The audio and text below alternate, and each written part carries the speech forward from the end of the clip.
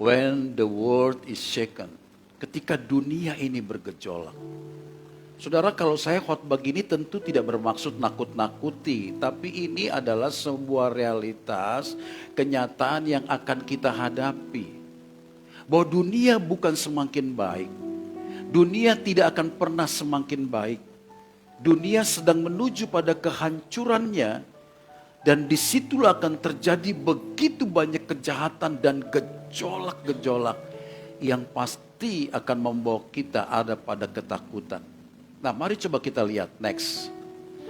Saudara, ini adalah seorang konten kreator yang bernama Rich Ramoncin maksud saya. Dia seorang konten kreator yang memprediksi bahwa tahun 2023 itu tahun yang gelap. Bahkan dikatakan menuju pada dunia yang akan hancur. Ini bukan orang sembarangan ketika ngomong begini. Karena ini sudah ditonton sekarang ini lebih dari 4 juta orang. Dan ini bukan sembarangan ketika dia berkata tahun 2023 itu akibat pandemi itu mengubah ekonomi dunia. Jadi saya pernah katakan begini, pandemi boleh selesai, tetapi efek yang ditimbulkannya itu akan sangat panjang sekali. Dan kita lihat sekarang buktinya. Ya. Salah satunya adalah pandemi itu mengubah ekonomi dunia. Sehingga terjadi di negara-negara maju ya, seperti Inggris, seperti Amerika itu terjadi inflasi. Semua kebutuhan-kebutuhan itu naik harganya. Ya, lalu terjadi tightening, di mana kebijakan pemerintah itu mereka memberikan uang supaya mereka dalam kecukupan, tetapi justru itu yang menjadi petaka bagi negara itu. Belum lagi kita mendengar perang Rusia dan Ukraina itu menimbulkan krisis energi dan krisis pangan. Ini sudah terjadi Bapak Ibu. Ini bukan sebuah prediksi tapi sudah terjadi. Seperti minggu lalu saya katakan Inggris itu sekarang sepertiga wanitanya itu menjadi pekerja seks. Karena mereka tidak mampu mencukupi kebutuhan hidupnya yang semakin harganya naik. Ya. Ini terjadi. Belum lagi kita lihat adanya housing crash itu adalah apa ya? Kerusakan dalam apa ya, rumah, penjualan properti dan sebagainya untuk kebutuhan ini dan itu. Manusia sedang mengalami keadaan yang sangat sukar. Ini prediksi. Tetapi bukan saja prediksi, sudah terjadi. Coba next kita lihat. Saudara, maka tidak bisa tidak kita harus sadar kita mengalami atau menghadapi masa depan yang sulit. Sekali lagi masa depan yang sulit. Jadi kalau dunia sedang bergejolak, dunia sedang bergoncang, dunia sedang mengalami keadaan-keadaan yang seperti dikatakan tadi, resesi dan seterusnya, itu bukan hanya untuk orang-orang yang tidak mengenal Tuhan, maka orang-orang dalam Tuhan pun yang serius dalam Tuhan pun pasti mengalami hal yang sama. Lalu bagaimana kita sebagai orang percaya menghadapi situasi ini? Saudara, jangan merasa, sudahlah, pusing amat Pak Pendeta ngomong-ngomong kayak gitu. Kita ngeflow saja. Saudara, Anda boleh katakan ngeflow, tapi kalau Anda tidak siap, Anda bisa mengalami stres dan bisa mengalami keadaan-keadaan yang nanti bukan tidak mungkin akan membuat Anda begitu tergoncang. Makanya kita harus siap menghadapi situasi ini. Next, kita akan lihat. Bapak Ibu yang dikasih Tuhan, sebagai orang percaya kita harus mengerti kebenaran firman. Karena sesungguhnya yang menjadi andalan, yang menjadi kekuatan kita harusnya Tuhan. Sekali lagi seharusnya Tuhan, bukan yang lain. Saya mengajak kita untuk memperhatikan dalam Mazmur pasal 46 ayat 2 sampai 8, tapi coba kita lihat bagian ini. Dikatakan begini. Oke, saya baca saja ya, supaya semakin jelas. Mazmur pasal 46 ayat 1 sampai ayat 12 saja supaya lebih jelas. Dengan judul perikop Allah kota benteng kita. Untuk memimpin keduaan dari Bani Korah dengan lagu Alamot nyanyian. Perhatikan. Allah itu bagi kita tempat perlindungan dan kekuatan, sebagai penolong dalam kesesakan sangat terbukti. Sebab itu kita tidak takut sekalipun bumi berubah, sekalipun gunung-gunung goncang di dalam laut, sekalipun ribut dan berbuih airnya, sekalipun gunung-gunung goyah dan geloranya Selah. Ayat 5. Kota Allah kediaman yang maha tinggi disukakan oleh aliran-aliran sebuah sungai. Allah ada di dalamnya. Kota itu tidak akan goncang. Allah akan menolongnya menjelang pagi. Bangsa-bangsa ribut, kerajaan-kerajaan goncang. Ia memperdengarkan suaranya dan bumi pun hancur. Ayat 8. Tuhan semesta alam menyertai kita. Kota benteng kita ialah Allah Yakub, Selah. Pergilah, pandanglah pekerjaan Tuhan yang mengadakan pemusnahan di bumi, yang menghentikan peperangan sampai ke ujung bumi, yang mematahkan busur panah, menumpulkan tombak, membakar kereta-kereta perang dengan api. Perhatikan ayat 11, ini harus menjadi sebuah perenungan kita. Dalam situasi seperti itu, apa yang firman Tuhan katakan? Diamlah dan ketahuilah bahwa akulah Allah. Aku ditinggikan di antara bangsa-bangsa, ditinggikan di bumi. Tuhan semesta alam menyertai kita. Kota benteng kita ialah Allah Yakub, Selah. Saudara, ayat ini adalah, atau pasal ini berbicara tentang satu keadaan di mana, ya kalau zaman dulu kan kita melihat ya sering terjadi perang, terjadi keadaan-keadaan yang sangat kacau. Tetapi kemungkinan ini ditulis oleh Daud. Dan Daud itu adalah seorang yang sungguh-sungguh sangat mengandalkan Tuhan. Saya pernah khotbah bahwa Daud itu sampai digelari the man after my own heart. Seorang pria, seorang laki-laki yang ada di hatiku, kata Tuhan. Mengapa? Sebab Daud itu sangat-sangat percaya dan mengandalkan Tuhan. Sekalipun dia raja yang dikenal sebagai raja yang hebat, punya strategi perang dan kemampuan yang hebat, tetapi dia tetap mengandalkan Allah. Nah, di sini dikatakan kota Allah kediaman yang maha tinggi, disukakan oleh aliran-aliran sungai. Allah ada di dalamnya, perhatikan.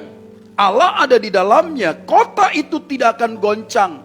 Allah akan menolong menjelang pagi. Nah, perhatikan. Bangsa-bangsa ribut, kerajaan-kerajaan goncang. Ia memperdengarkan suaranya dan bumi pun hancur. Tuhan semesta alam, perhatikan, menyertai kita.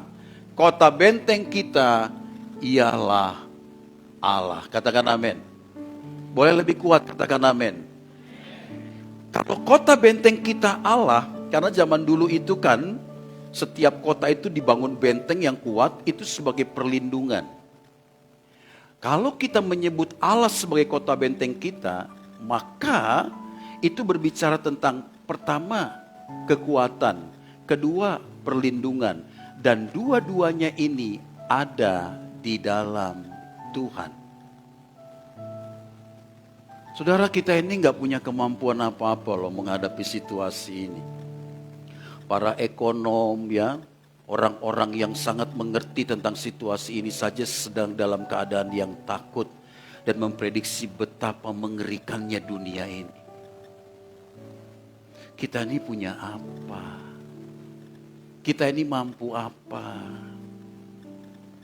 Sorry to say, orang aja gak memandang kita, orang gak melirik kita, karena kita ini gak punya kemampuan apa-apa. Terus kita merasa mampu untuk melewati situasi ini?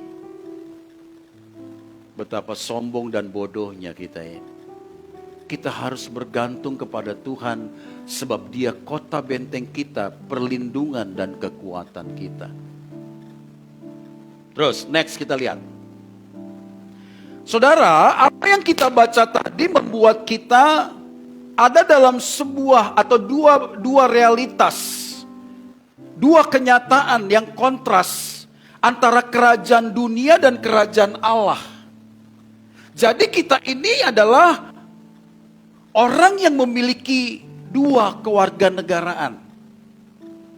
Yang pertama, kita warga negara Indonesia. Yang kedua, jangan lupa kita warga kerajaan sorga.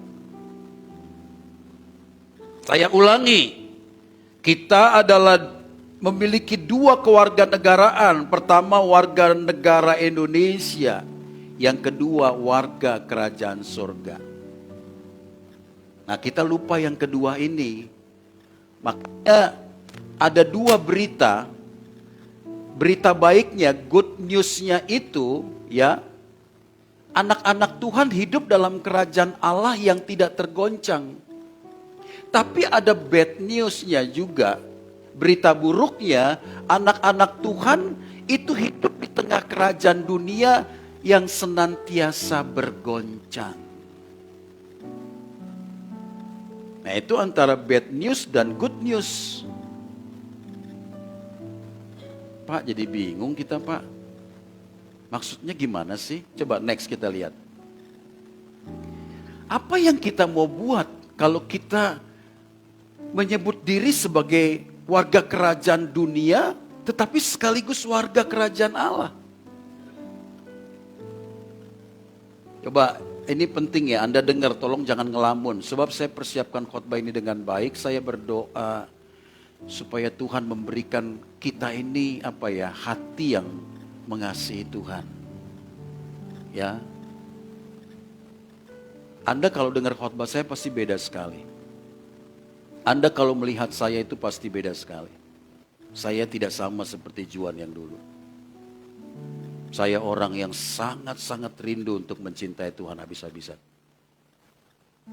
Dan setiap khotbahku saya doakan, Tuhan, biarlah Engkau mengurapi aku, dari bibirku ini keluar aliran kata-kata Allah. Ini penting, saudara. Bagaimana mungkin hidup di kerajaan dunia sekaligus juga dalam kerajaan Allah? Next, coba kita lihat. Bapak Ibu yang dikasih Tuhan, kita itu hidup seperti ini. Anda bisa lihat gak gambar ini? Ini lautan yang bergejolak, ini lautan yang ombaknya begitu sangat besar menakutkan. Tapi ada sebongkah batu yang di situ. Dan orang ini berdiri dengan tenang sambil memandang gelombang gejolak yang begitu besar. Inilah yang dimaksud orang Kristen yang hidup di tengah dunia yang bergoncang, tetapi dia berdiri di tengah-tengah kehidupan kerajaan Allah yang tidak tergoncangkan. Sampai di sini masih paham? Masih bisa mengikuti? Itulah kehidupan orang Kristen, Bapak Ibu. Kita nggak bisa menampik kalau dunia ini bergoncang, dunia ini menakutkan karena bergejolak begitu sangat mengerikan. Kita nggak bisa berkata, oh aku dalam Tuhan sih semuanya fine aja, karena dalam Tuhan semuanya pasti beres. Bohong itu. Ini hamba Tuhan yang khotbah-khotbah model begini itu penipuan, itu pembodohan. Nggak benar itu. Kalau dunia bergejolak ya kita bergejolak. Kalau dunia resesi ya kita ngadepin. Nggak bisa tidak. Tetapi jangan lupakan kita adalah orang-orang yang menjadi warga kerajaan Allah. Itu seharusnya tidak tergoncangkan. Karena apa? Hidup di tengah dunia yang bergejolak, tapi menghidupi hati yang teguh. Nah, ini yang mau saya jelaskan kepada kita. Supaya kita ini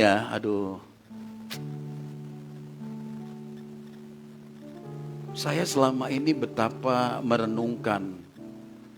Jadi pendeta, jadi hamba Tuhan, pengkhotbah keliling, dosen di sekolah tinggi teologi, belajar teologi sampai tingkat S3. Tapi saya tuh gak punya hati yang seperti hari-hari ini betapa aku mencintai Tuhan. Makanya saya mau bilang gini, aduh Bapak Ibu, betapa ruginya kita jadi orang Kristen tapi kita gak hidup di dalam Tuhan.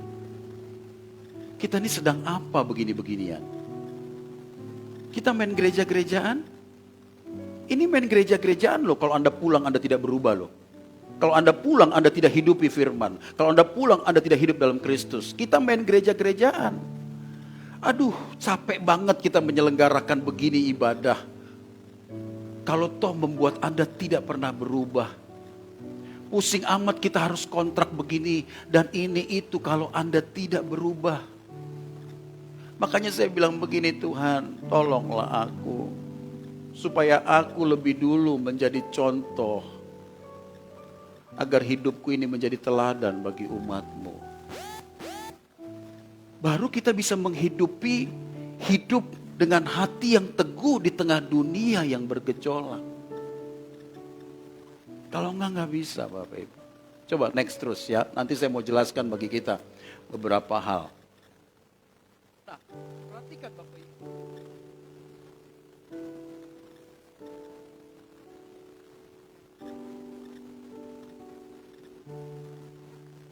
Allah itu tempat perlindungan dan kekuatan. Ayat 3, sekalipun bumi berubah gunung goncang. Ayat 5-6, kota Allah, kota itu tidak akan goncang. Bangsa-bangsa boleh ribut, kerajaan-kerajaan goncang. Tapi orang-orang yang hidup dalam Tuhan, dia tidak akan tergoncangkan. Kok bisa ya Pak? Apakah kita ini sedang dengar sesuatu yang apa ya? Cuman enak didengar, tetapi sebenarnya kita nggak bisa Pak dalam situasi begitu. Siapa bilang? Makanya kalau jadi orang Kristen itu jadi orang Kristen yang benar. Kita sering nyanyi gini. Apa ya? Waktu jalan bersama dengan Tuhan hatiku tenang. Bersama Dia hatiku damai. Walau dalam lembah kekelaman. Loh, dengar, lembah kekelaman itu adalah jalan antara hidup dan mati. Bersama Dia hatiku tenang, walau hidup penuh tantangan. Betul? Itu kan sering kita nyanyiin, tapi Anda bener gak tenang? Anda bener gak tidak takut? Atau cuma sekedar puji-pujian, syair lagu yang kita naikkan tanpa kita menyadari apa sih sebenarnya makna itu? Bersama Dia hatiku damai, walau dalam lembah kekelaman. Bersama Dia hatiku tenang, walau hidup penuh tantangan. Masuk akal gak? Masuk akal. Karena Tuhan menjadi kota benteng kita. Karena Tuhan menjadi kekuatan kita. Coba next kita lihat. Itu sebabnya Bapak Ibu, kalau Anda melihat situasi di mana dunia tergoncang, tetapi orang yang hidup di dalam kerajaan yang tidak tergoncangkan itu, contohnya adalah Rasul Paulus. Nih ya, saya mau jelaskan gini ya. Rasul Paulus itu kan dulu orang Yahudi yang sangat ketat menjalankan keyahudiannya. Betul ya? Tetapi ketika dia ditangkap oleh Tuhan, itu menjadi titik balik untuk mengikut Tuhan dengan sungguh. Tapi saya sering jelaskan gini, Apakah ketika Rasul Paulus itu menjadi rasul yang sekalipun hidup dalam Kristus, memberitakan Injil Kristus, hidupnya semuanya running well? Jauh. Sama sekali tidak. Dia mengalami kerampal. Dia mengalami kelaparan karena tidak ada makanan. Dia mengalami kedinginan karena tidak ada pakaian. Bahkan sampai puncaknya dia dipenjarakan. Tuh lihat. Tetapi justru Bapak Ibu, apapun yang dihadapi dunia yang begitu mengancam hidupnya, tidak mengurangi sukacitanya, tidak mengurangi kegembiraannya dalam Tuhan. Bahkan waktu dia di penjara ya, dia menuliskan kitab Filipi itu ya, temanya adalah bersukacitalah. Tuh dia nulis kitab ini waktu di penjara loh. Kok bisa? Nah itulah yang saya maksud, orang-orang yang hidup di dalam kerajaan yang tidak tergoncang, dia nggak terpengaruh dengan dunia ini.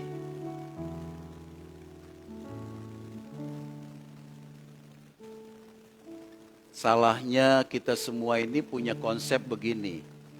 Kalau kita kekurangan uang, kerja keras supaya kita dengan Tuhan. Tidak ada. Saudara, ini kan bukan teori asal-asalan ya. Kalau sebenarnya dalam tubuh manusia ini ada satu bagian yang tidak bisa diisi oleh apapun itu. Baik kekayaan, baik ketenaran, baik kesenangan-kesenangan dunia, nggak akan mungkin bisa mengisinya. Yang bisa mengisi di situ Tuhan. Nah salahnya kita, kalau kita kekurangan uang, kita kerja keras supaya kita dapat uang banyak. Kalau kita menghadapi situasi-situasi seperti itu, kita mencoba memperbaiki dengan cara-cara kita supaya semuanya beres. Dengar baik Bapak Ibu, kenapa kita tidak perbanyak ada dalam hadirat Tuhan? Ini persoalannya saudara. Saya nggak tahu ya kalau saya ngomong gini, Anda punya nggak getaran di hati untuk sungguh-sungguh juga mau mengisi waktumu dalam hadirat Tuhan berdoa? Anda nggak perlu jawab. Saya nggak tahu siapa di antara kita di sini yang punya jam doa. Saya nggak tahu. Anda yang bisa jawab sendiri. Dan saya pastikan kebanyakan tidak ada. Karena apa? Anda itu larut dengan situasi masalah yang kau hadapi. Dan Anda berjuang untuk mencari bisa menyelesaikan masalah Anda, tetapi Anda melupakan Dia yang mampu mengatasi semua persoalan kita.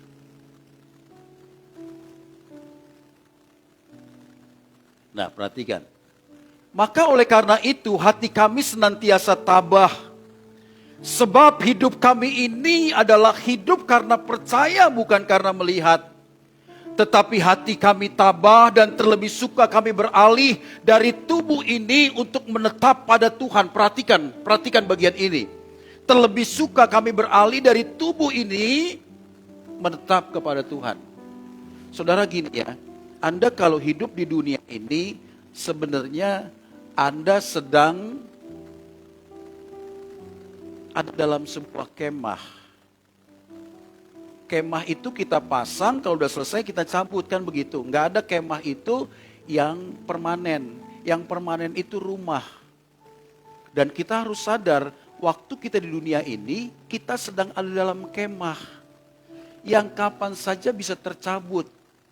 Rumah yang permanen kita itu di sana nanti. Saudara dengar dong baik-baik. Ini bukan rumah kita, saudaraku. Saudara, bangunlah, bangun. Dunia bukan rumah kita. Jangan bodoh. Lu semuanya calon mayat. Kau semuanya pasti mati. Kok kita mau mempertaruhkan sesuatu yang kekal itu? untuk kesenangan 70-80 tahun di dunia ini. Kok bodoh sekali sih kita ini. Kok bodoh sekali. Saya nggak tahu Anda ngerti bahkan. Tapi kalau Anda terlanjur materialistis, terlanjur duniawi, Anda nggak bisa nangkap khotbah saya ini. Nggak bisa.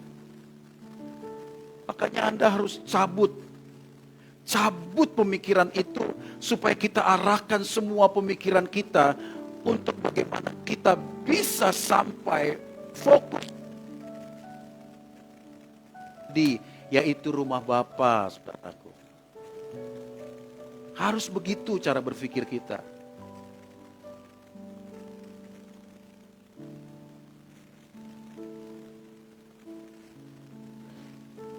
Paulus bilang gini, biarlah tubuhku ini semakin hari semakin merosot, tetapi hidup batinia kita semakin hari semakin meningkat. Jangan Anda semakin hari bukan semakin baik, semakin hari semakin bertobat, tapi semakin hari hidupmu semakin rusak karena duniawi. Aduh Bapak Ibu ya, makanya mengapa saya memberikan hidupku ini untuk anak-anak muda di sini. Ini anak muda kalau saya nggak terjun langsung mereka pasti bubar. Mereka pasti berantakan. Dan mereka pasti akan hilang. Mengapa saya ngomong gini, dengar baik-baik nih ya. Dunia ini kan semakin hari semakin hancur. Saya nggak tahu kenapa. Perhatikan, sorry itu saya, perempuan waktu zaman saya itu, menstruasi itu umur 16, 17. Umur paling cepat 14. Sekarang kelas 4 SD udah menstruasi. Maka kalau kita dengar anak SMP sudah hamil, wow. Yang hamilin dia adalah adik kelasnya. Rusak mereka, saudara.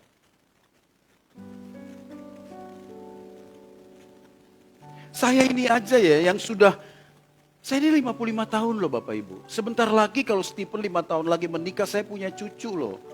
Saya berjuang bagaimana hidup dalam kebenaran.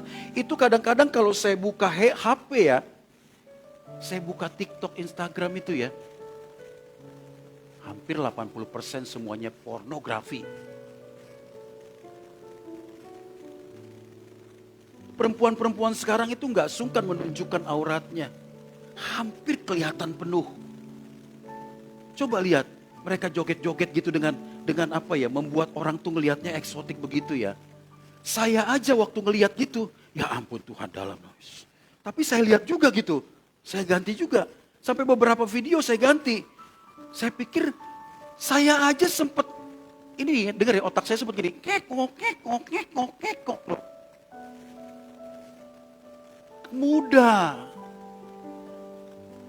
Kalau mereka tidak didampingi, mereka tidak sungguh-sungguh kita jaga hidupnya, terhilang saudara. Rusak mereka. Makanya saya ngomong sama anak-anak muda di sini, nah, ajari Bapak ini bagaimana supaya menyelenggarakan ibadah yang membuat kalian bergairah. Percayalah, aku akan ada di sana untuk bantu kalian.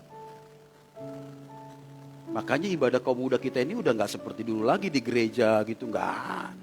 Kita jalan aja. Kita diskusi, kita sharing. Makanya minggu pertama kita sepakat untuk barbecue sambil sharing. Minggu kedua kita ada sharing apa, minggu ketiga kita mungkin ada, saya usung namanya knocking on the door. Kita datang ke rumah-rumah yang anak mudanya gak datang. Supaya mereka mau datang ibadah. Kalau enggak nanti kamu terhilang loh anakku. Saya ngomong begini nakut-nakutin. Kepentinganku apa untuk serius dengan anak muda? Toh aku yang keluar duit, kamu gak bisa kasih apa-apa sama saya. Tapi kalau saya tidak begini, Anda hilang loh. Setiap Jumat kita selenggarakan ibadah doa malam, coba deh datang. Itu beda sama sekali, nggak seperti dulu.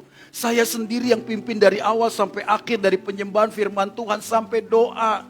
Supaya apa? Supaya kita mengalami hadirat Tuhan. Makanya saya bilang datanglah, datang. Anda sebenarnya cari apa di sana itu? Toh tidak membuat kamu menjadi kaya. Datanglah Bapak Ibu. Masa 1,5 jam saja Anda tidak bisa beri waktumu untuk Tuhan? Kita mau bagaimana Bapak Ibu? Aduh, dunia ini mengerikan loh Bapak Ibu loh. Kenapa sih kamu gak mau sungguh-sungguh? Apa sih yang sebenarnya membuat kamu itu enggan untuk berani habis-habisan dengan Tuhan? Apa sebenarnya? Saya ngomong gini, Ibu Gembala bilang begini, Pap, kamu kalau khotbah jangan maksa orang bertobat dong. Saya harus maksa kamu bertobat. Kalau enggak, untuk apa saya di sini? Kalau enggak, untuk apa kita selenggarakan ibadah? Saya berdoa habis-habisan loh, berjam-jam, supaya aku ini diurapi Tuhan dan perkataanku ini bisa menyentuh Anda. Saya paksa kamu bertobat.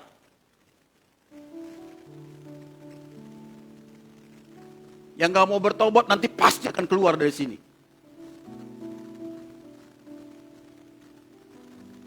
Apa Anda pikir saya takut kalau ini kehabisan jemaat? Ini doaku dari dulu. Saya ini pendeta yang aneh, gak sama pendeta yang lain. Jangan samakan.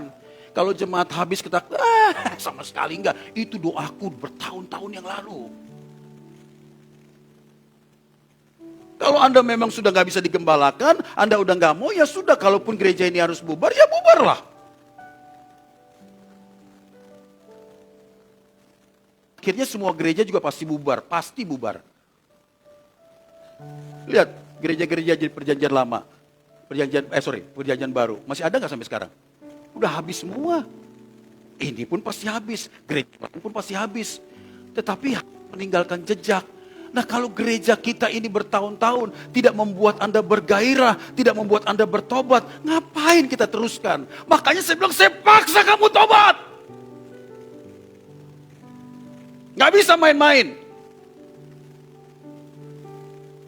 Saya doa berjam-jam loh Tuhan. Hadiratmu, hadiratmu penuhi Tuhan.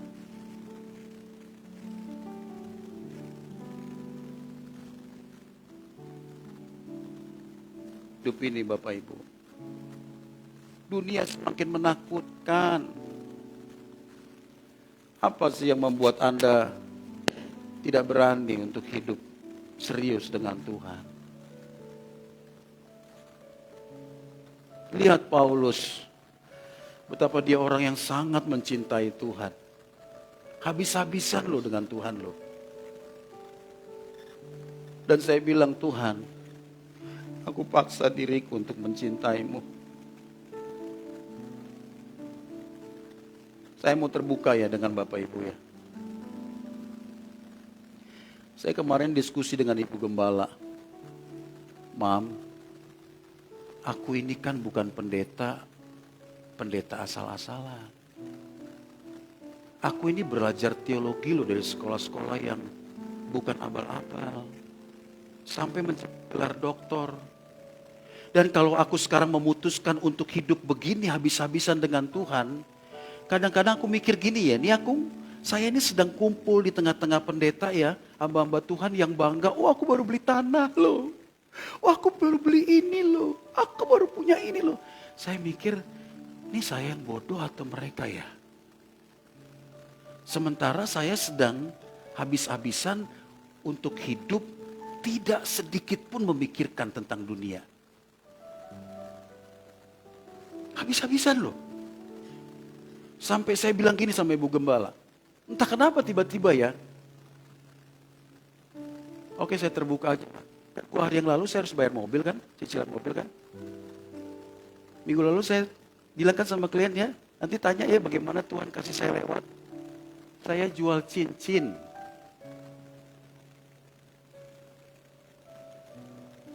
Cincinku yang satu-satunya itu itu ku jual. Kalau ini mah cincin pakai ini. 5.000 pun orang gak mau beli. Saya jual dengan harga emas lagi turun. Ibu gembala bilang begini, Pak kita rugi, gak apa-apa.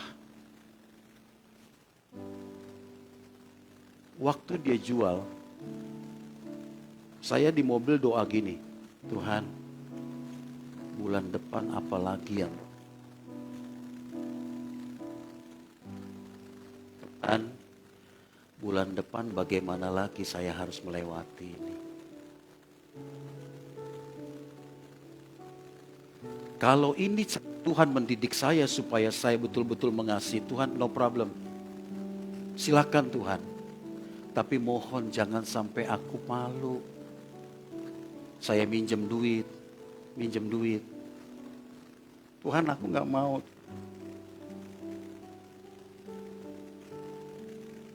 Sementara aku dengar pendeta baru begini begitu. Ini yang bodoh saya atau mereka ya? Ibu gembala bilang, papi yang terlalu ekstrim.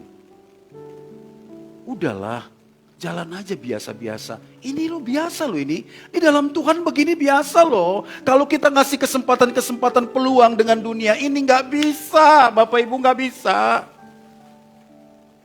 Aduh, saya mau jelasin gini ya.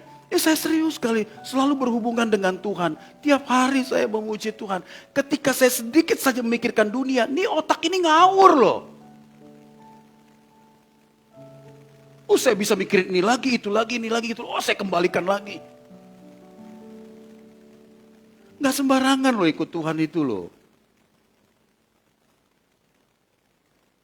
Makanya saya bilang begini, Tuhan, saya gak tahu lagi dengan hidup ini. Tapi aku percaya Tuhan Engkau masih hidup. Sampai saya ngomong sama Ibu Gembala, dengar baik-baik. Kalau keadaan ini membuat kita tidak melihat kuasa Allah, apa yang kuputuskan ini tidak kulihat kuasa Allah, maka saya akan berdiri di depan Anda dan berkata, Tuhan tidak pernah ada. Tunggu waktunya. Saya membuktikan dulu kepada Anda, keputusanku dalam Tuhan ini benar atau tidak. Sebab kita harus habis-habisan. All out, gak boleh tersisa sedikit pun. Kalau tersisa sedikit saja, udah gak bisa. Firman Tuhan bilang apa? Jual hartamu, tinggalkan semua, ikutlah aku. Itu artinya segala apapun yang ada pada kita, plus hilang. Untuk kita berani ikut Tuhan. Itu jaminan kita ada dalam pemeliharaan Tuhan. Jadi jangan Anda pikir saya tidak bercolok, tidak bermasalah. Saya enggak. Minggu depan kayaknya Stefani ini mau pindah kos. Kalau dia bilang, Pap ini waktunya bayar. Dari mana?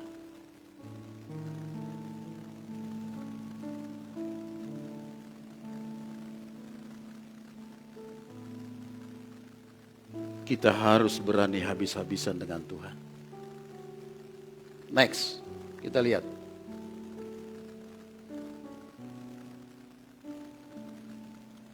Kembalikan, terus next. Jadi gini nih, Anda kalau lihat gambar ini, kan sering kita mendengar ungkapan begini. Kita nggak bisa menampik kalau burung, puk atau di kepala kita. Nggak bisa. Kita nggak tahu kita lagi duduk-duduk tiba-tiba bisa. Kita nggak bisa menampik. Yang bisa kita lakukan adalah jangan izinkan burung itu bersarang di kepala kita. Apa yang dimaksud dengan cerita ini, ilustrasi ini? Dunia boleh bergejolak, dunia boleh gonjang-ganjing, dengar. Kita boleh ada di situ menghadapinya. Tetapi kita tidak izinkan situasi itu mempengaruhi hidup kita. Tidak kita izinkan situasi itu justru mengubah arah hidup kita. Fokus kita harus tetap Tuhan.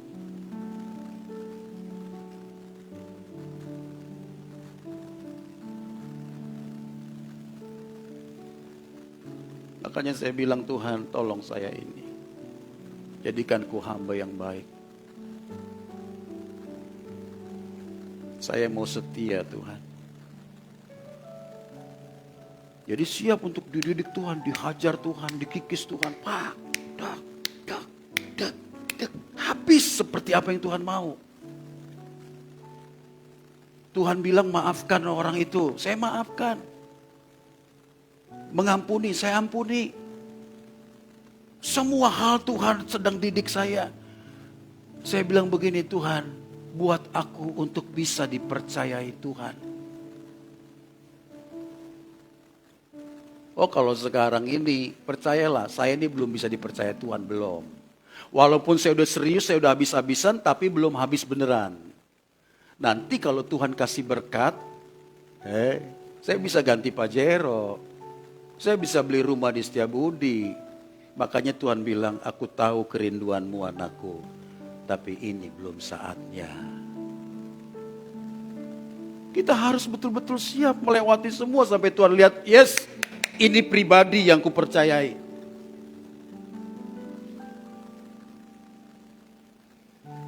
Jadi biar dunia boleh bergoncang, tapi marilah kita menjadi umat Tuhan yang tetap kuat menghadapi semuanya. Next kita lihat.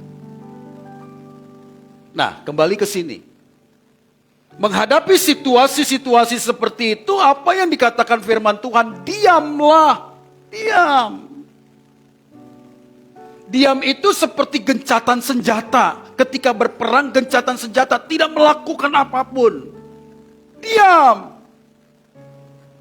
Kalau Anda betul-betul percaya kepada Tuhan, Anda sudah mengerjakan tanggung jawabmu, mengerjakan bagianmu dengan baik, sekarang diamlah, diam.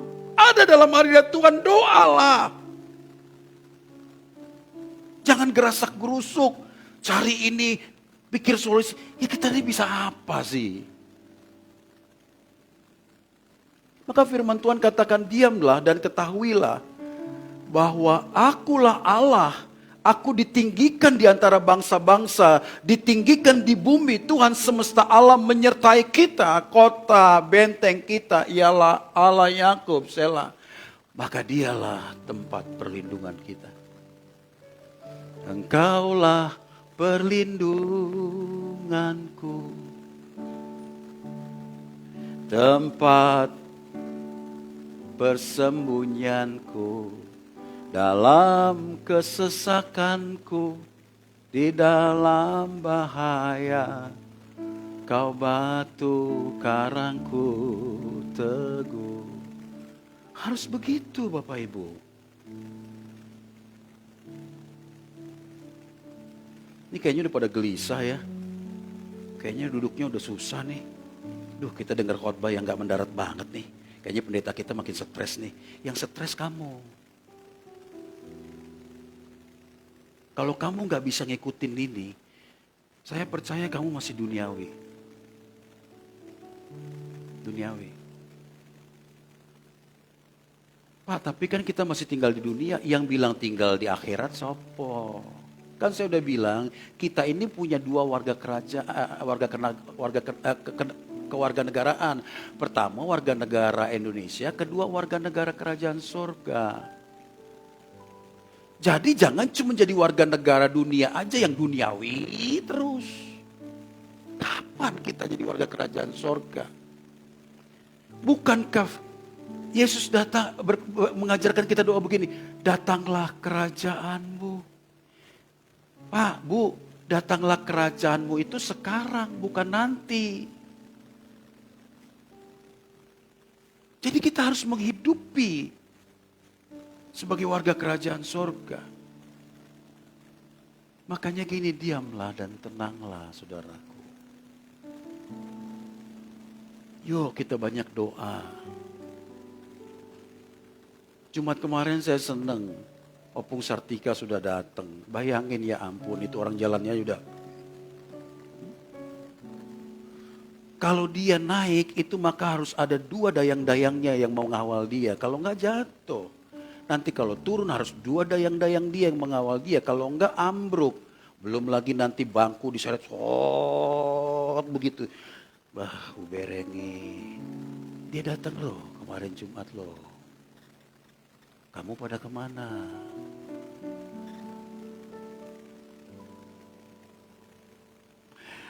Kerja Pak, kerja. Oke, kalau kerja kita nggak bisa paksa. Tapi kalau kamu cuma karena gerimis sedikit, capek dan sebagainya, ya ampun. Kok bisa ya? Bangkitlah saudaraku. Yuk kita semuanya mau bertobat yuk.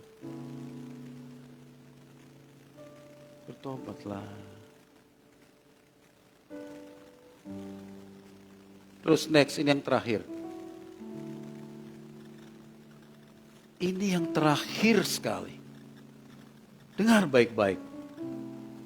Kemampuan menghadapi hidup dimulai dari kesungguhan mencari Sang Pemberi hidup. Be still and know that I am God.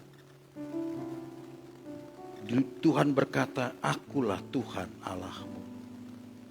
Ketika kita mencari Tuhan, Dia berkenan untuk dijumpai. Ketika kita mencari wajahnya, Dia berkenan untuk ditemui. Dan dengar, kalau kita dengan sungguh-sungguh mencari Tuhan, Sang Pemberi hidup, maka kita pun diberikan kemampuan untuk mengatasi persoalan hidup.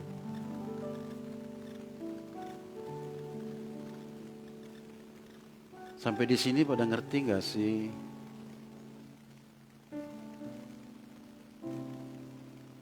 Anda mau bertobat gak sih? Kalau Anda gak bertobat gini ya, kita ngapain capek-capek bikin ibadah ini? Yang Anda harapkan datang ke gereja ini apa sebenarnya? Ya Pak, supaya diberkati Tuhan, supaya usahaku berhasil, supaya begini, supaya begitu. Oke, well gak apa-apa. Tapi Tuhan sebenarnya gak perlu itu. Karena buat Tuhan ya, ngerjakan itu semua, aduh geleng sekali. Membuat kamu kaya itu cuma begini ya Tuhan. Kaya kamu.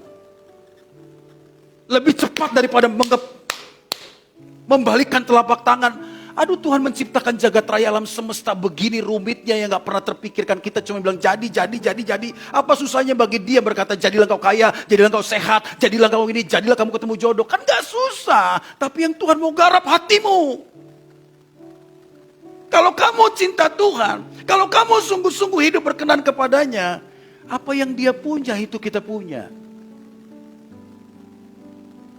Ayo serius dong.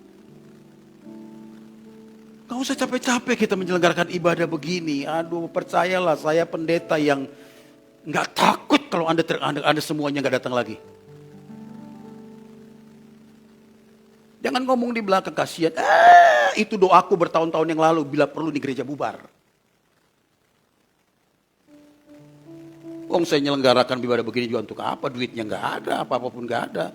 Tapi aku sekarang sudah berubah. Hatiku mengasihi Tuhan, makanya aku mengasihi jiwa-jiwa. Dan kalau kasihku kepada jiwa-jiwa, tentu aku rindu kamu semua berubah. Kalau enggak ngapain kita begini? Ayo berubah saudara, bertobat. Saya paksa kamu untuk bertobat.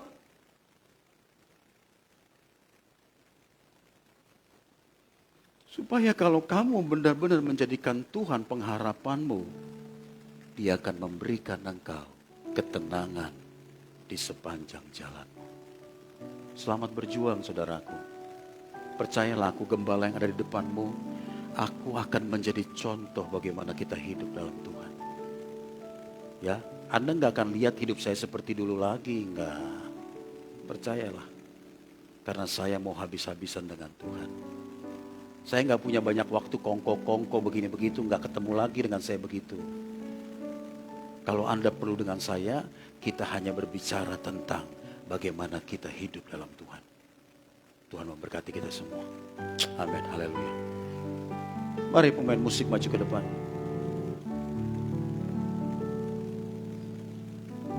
Singer bantu saya untuk menaikkan pujian kepada Tuhan. Haleluya, haleluya. Haleluya, terima kasih. Bersama Dia hatiku damai, walau dalam lembah kekelaman.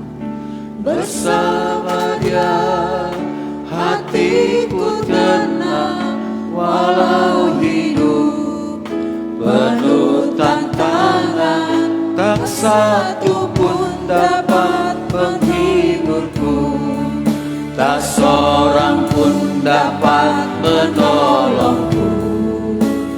Hanya Yesus jawaban hidupku.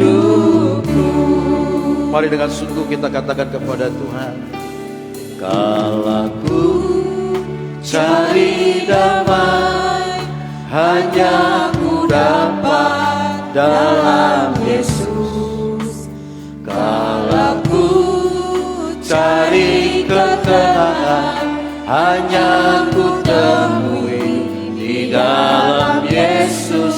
Tak satu pun dapat menghiburku, tak seorang pun dapat menolongku. Hanya Yesus jawaban hidupku. Yo, bersama katakan, bersama Dia, bersama Dia hatiku damai, walau dalam lembah kekelaman. Amin Tuhan. Bersama Dia hatiku tenang, walau hidup penuh tantangan. Tak satu pun dapat menghiburku, tak seorang pun dapat menolongku. Hanya Yesus jawaban hidupku. Yang wanitanya saja, mari yang prianya kita berdoa.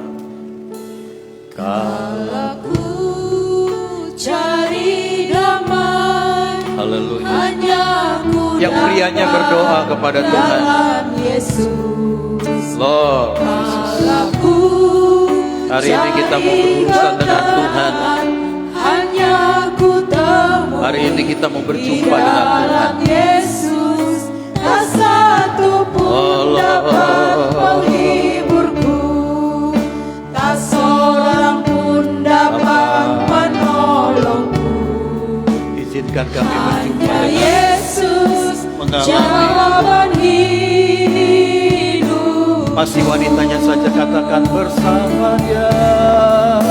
Bersama Dia Yang prianya berdoa, hatiku damai, sampaikan isi hatimu, segala keluhanmu, segala masalahmu. Kita sedang berurusan dengan Tuhan hari ini. Oh, walau hidup Bapa, penuh tantangan, kami perlukan Engkau. dapat menghiburku, Yesus. tak seorang pun dapat menolongku. Oh, Hanya Yesus jawaban hidup. yang prianya saja, yang wanitanya berdoa, katakan, bersama Dia, bersama Dia hatiku damai, walau dalam lembah kegelapan. Bersama Dia hatiku tenang, walau hidup penuh tantangan. Tak satu pun dapat menghibur, amin. Tak seorang pun dapat menolong. Hanya Yesus jawaban hidup. Mari sama-sama kita bangkit berdiri. Bersama Dia, bersama Dia hatiku damai, Walau dalam lembah kegelapan, bersama Dia hatiku damai. Bapa, jamah kami semua, jamah kami Tuhan. Kami mau bertobat, kami mau berubah Tuhan. Tak seorang pun dapat menolong. mampu. Hanya Yesus jawaban hidupku. Musik mengalunkan pujian dengan sangat lembut. Saudara, hari ini kita sedang berurusan dengan Tuhan. Kita tidak sedang selenggarakan ibadah asal-asal ibadah saja. Kita mau apa di sini? Kita harus tangkap apa yang menjadi kerinduan hati Tuhan. Tuhan mau kita semua berubah. Tuhan mau semua kita harus bertobat. Persoalan hidupmu, kebutuhanmu, dengar, Tuhan pasti sediakan. Kamu takut dengan hidupmu, kamu takut dengan masa depanmu, kamu takut dengan kebutuhanmu. Kenapa kamu tidak takut kalau kamu tidak cinta Tuhan? Hidup ini singkat sekali, kamu bermain-main dengan itu semua. Mari sebagai hamba Tuhan, aku ajak kita semua, yuk kita berubah. Yuk kita bertobat. Nanti Tuhan janji akan pelihara hidupmu. Tuhan janji akan memberkati jalan-jalanmu. Bapa, kami perlukan Engkau Tuhan. Hadirat-Mu turun Tuhan, penuhi kami, jamah kami, jamah kami. Haleluya.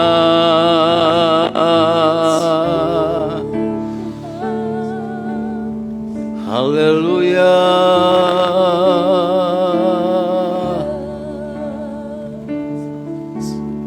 Adakah di antaramu yang hari ini kamu mau serius berubah? Kamu mau bertobat? Saudara, jangan ulur-ulur waktu. Kita harus serius dengan Tuhan. Urana mata karalama ya rama ya rama. Hiarana mata karalama. Hadirat-Mu penuhi kami. Hadirat-Mu.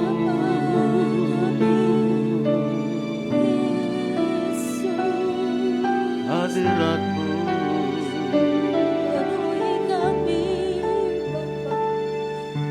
Hadirat-Mu.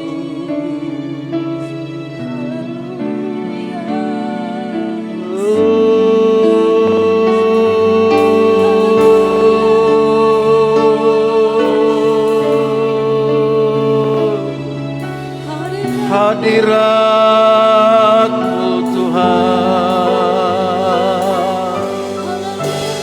penuhi kami.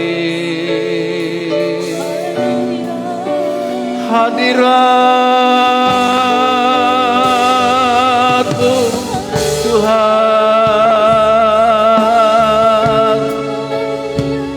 penuhi kami. Penuhi kami.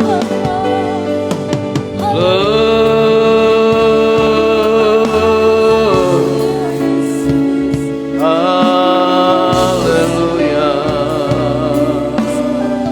Mari kau yang hancur hati, yang rindu mengalami Tuhan, sembah Tuhan. Irana maya takala maya nalamu.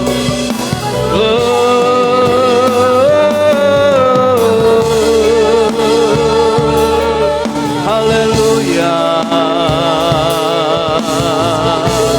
Ayo jangan bermain-main dengan Tuhan. Ayo semua, jangan datang ke gereja salah-salah. Kita sedang berurusan dengan Tuhan yang punya hidup kita.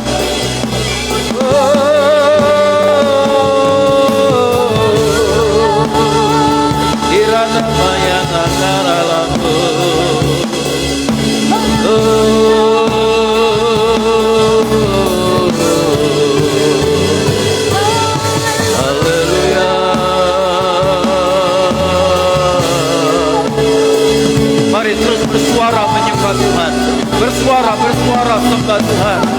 Irana mata karala mayara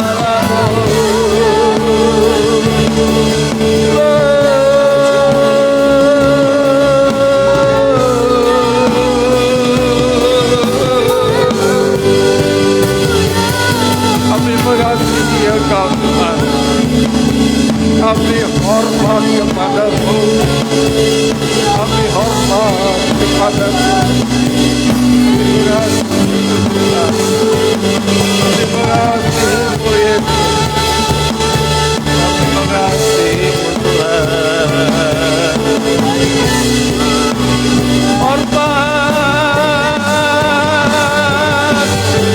Hormat kami kepada Raja kami, padamu Yesus Tuhanku.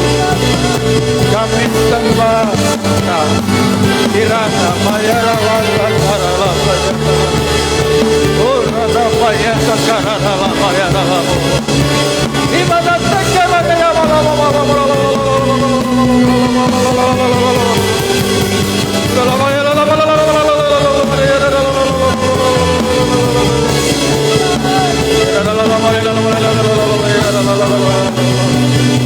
penuhi kami, penuhi kami, penuhi kami.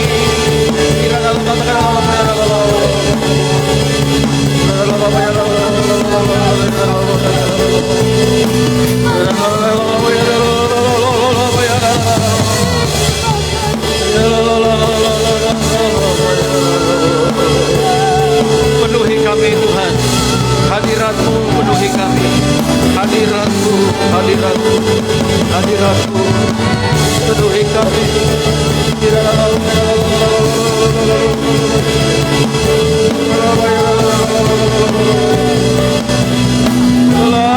Selamat kami, selamat kami, selamat kami.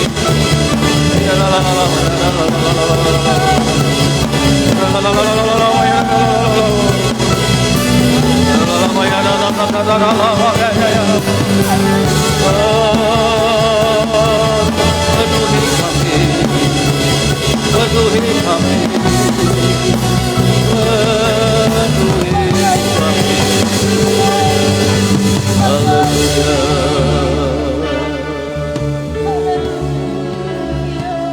Haleluya.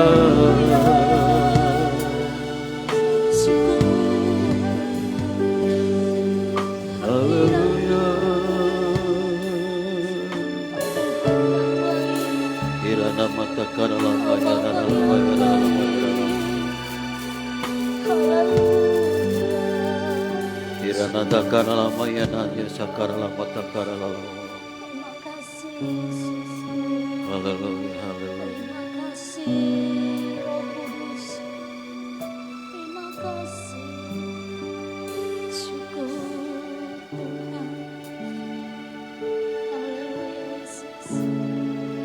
Anda hari ini yang membuka hatimu bagi Tuhan, percayalah Tuhan ada di sini. Saya menangkap apa yang Tuhan katakan. Dia mencari orang-orang yang sungguh rindu untuk hidup baginya. Aku salah satunya Tuhan. Aku yang mau habis-habisan bagimu.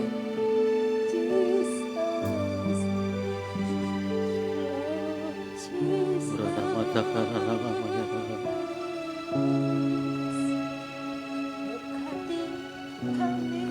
Ya haleluya. Ku telah mati dan tinggalkan cara hidupku yang lama, semuanya sia-sia dan tak berarti lagi hidup ini. Ku letakkan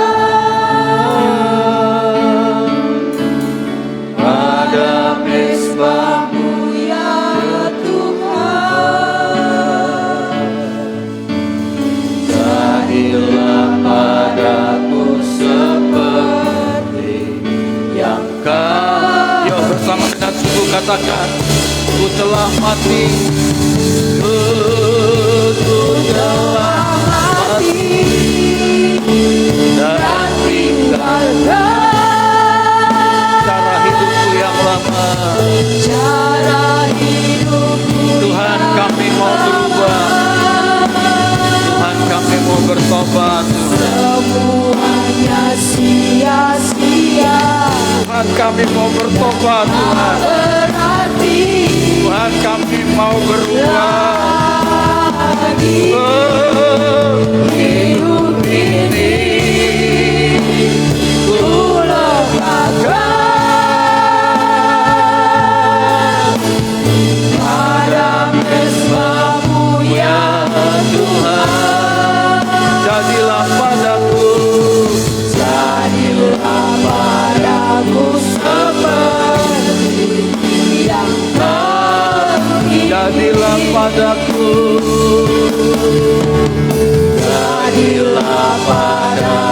seperti yang Kau ingini. Bapa, kami tidak berdusta kepadamu. Kalau kami katakan kami mau berubah, Tuhan. Amin. Kami mau bertobat dari jalan hidup kami yang salah. Tuhan, maafkan kami atas pelanggaran kami, atas sikap kami, perkataan kami yang melukai hati Tuhan. Kami mau berubah, Tuhan. Biar Engkau menjamah kami semua. Yes. Supaya kami pulang dari gedung ibadah ini, Tuhan, kami memperagakan hidup yang diubahkan oleh Tuhan. Yes. Haleluya. Perkataan kami, perkataan yang memuliakan nama-Mu. Pikiran kami, pikiran yang selalu memikirkan tentang kebaikan dan kebenaran-Mu. Yes. Haleluya. Sehingga tindakan kami menjadi tindakan yang menyukakan hati-Mu. Amin. Bapa, peganglah tangan kami ini. Karena kami sadar kami tidak bisa jalan sendiri, Ya, Tuhan. Yesus. Di dunia sana, di luar sana, begitu jahat. Dunia menarik kami untuk tinggalkan Tuhan. Dunia menarik kami untuk tidak peduli Tuhan. Maka Roh Kudus, peganglah kami, tangan kami setiap hari. Supaya hidup kami ini berkenan kepadamu. Dan sekarang aku berdoa, Tuhan, untuk seluruh umat-Mu ini. Apapun pergumulan mereka, biar Tuhanlah menjadi jawaban bagi mereka. Amin. Kalau ada yang sakit, Tuhan sembuhkan. Dalam nama Yang Yesus. lemah, Tuhan kuatkan. Amin. Yang susah, Tuhan hiburkan. Amin. Yang mencari pekerjaan, Tuhan buka jalan. Amin. Yang menantikan pasangan hidup, Tuhan Ya, beri yang Tuhan. sepadan. Ya, Yesus. Tapi lebih dari segalanya, Tuhan, bahwa kami untuk menjadi umat-Mu yang militan, Ya, Yesus. yang mengasihi Tuhan lebih dari apapun juga. Terima kasih Bapa. Kami siap kembali nanti dalam keseharian kami. Dan biarlah hidup kami memuliakan Tuhan. Dalam nama Tuhan Yesus, kami berdoa dan berterima kasih kepada Tuhan. Haleluya. Amin. Amin. Silakan duduk.